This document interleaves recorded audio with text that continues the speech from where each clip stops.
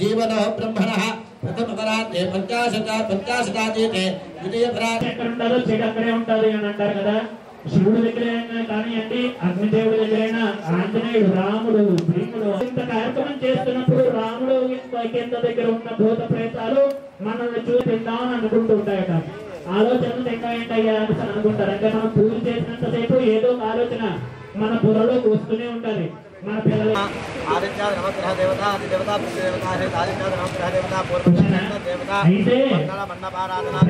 చేస్తున్నప్పుడట ఏది ఎలా సృష్టించాలో బ్రహ్మకున్నారట ఆలోచన. కానీ ఎక్కడికి ప్రారంభించాలో అర్థం కావట్లేదు. అంత పిల్లలు పుట్టారట.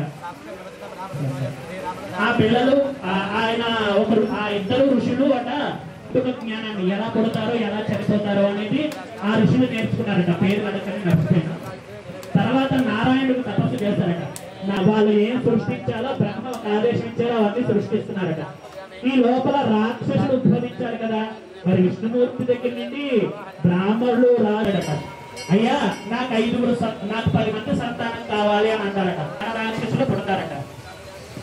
పుట్టిన తర్వాత వాళ్ళందరినీ ఏం చేయమంటాడట, వాళ్ళందరికీ అన్ని విద్యలు వచ్చారట. చంపకండి, ఎవరిని చంపద్దు. మీరు ఏం చేస్తారంటే సృష్టి ఇప్పుడే మొదలవుతుంది కాబట్టి ఎందరో జ్ఞానులు ఎందరో ఋషులు ఉన్నారు, కలిసి వాళ్ళతో పిల్లల్ని కనండి. ఆ పిల్లల్ని మళ్ళీ మన రాక్షస జాతిలోకి తెచ్చియండి అని చెప్పి ఆ రాక్షసుడి యొక్క తండ్రి చెప్పాడట. అర్థమైందా? మగవారు ఆడ ఋషులతోటి కలిసిపోండి, వాళ్ళతో పిల్లల్ని అన్ని విద్యలు తెలిసిన ఋషులతోటి కలవండి అని అన్నారట. అర్థమైందా?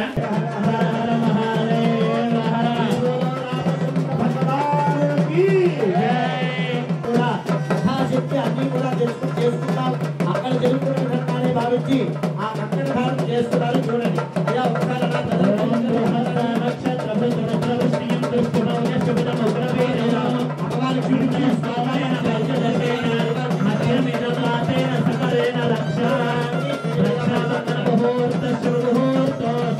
ఎలాగైతే రక్షాసూత్రాలు చేశారో, ఎలాగైతే బీజం కట్టించారో, మీకు కట్టి మీ ఆడవారికి బీజం కట్టించారో, అలాగే రాముల వారు అమ్మవారికి, అమ్మవారు రాముల వారికి మంచిగా వీటిలో చేయాలందరూ కూడా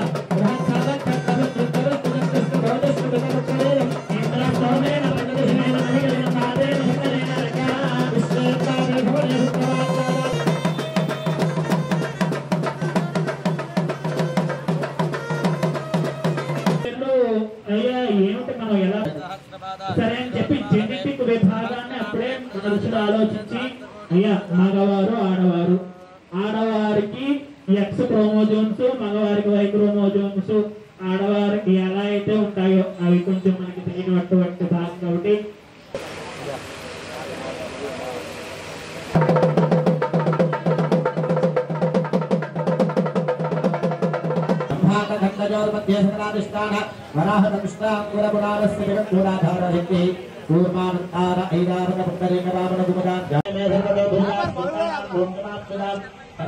అలా చూస్తానండి.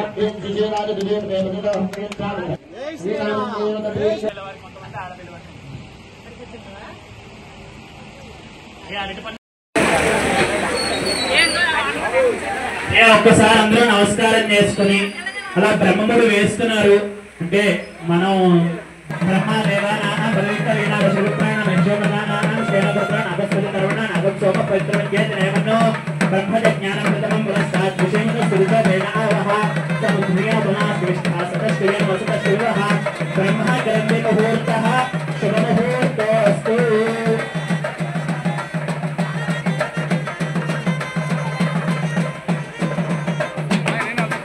తీసుకువచ్చారు. చక్కగా తలంబ్రాల బియ్యం రాశులుగా పడుతూ ఉండాలి. ఆ ముత్యాలు ఆ తలంబ్రాలు వేసేటప్పుడు కూడా కొన్ని మంత్రాలు ఉంటాయట.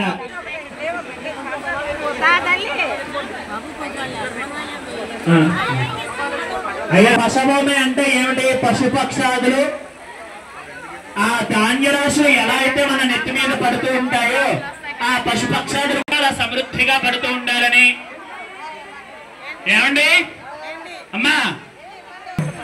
శ్రీరామ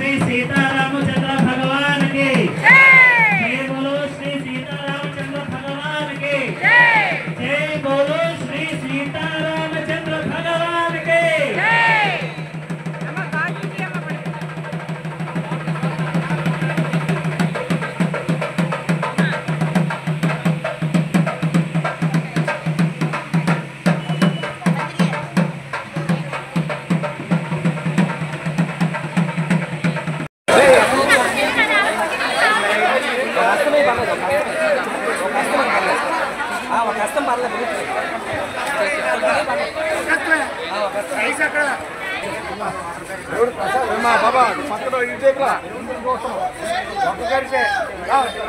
రాలే